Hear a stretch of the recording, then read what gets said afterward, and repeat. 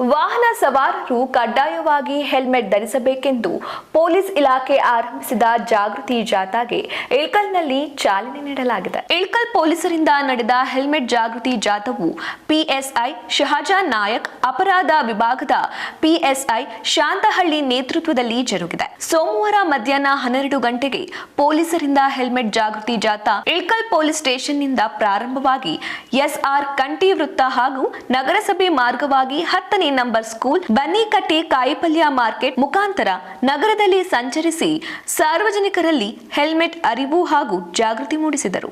ಶಿಸ್ತುಬದ್ಧವಾಗಿ ಬೈಕಿನಲ್ಲಿ helmet ಧರಿಸಿ ಜನರಲ್ಲಿ ಜಾಗೃತಿ ಮೂಡಿಸಿ ಗಮನ ಸೆಳೆಯಿತು. ವಾಹನ ಸವಾರರು ರಸ್ತೆ ನಿಯಮ ಕಡ್ಡಾಯವಾಗಿ ಪಾಲನೆ ಮಾಡಬೇಕು, ನಿಮ್ಮ ಜೀವ ನೀವೇ ರಕ್ಷಣೆ ಮಾಡಿಕೊಳ್ಳಬೇಕು ಎಂಬ ಘೋಷಣೆ ಕೂಗಿ ಗಮನ ಸೆಳೆದರು.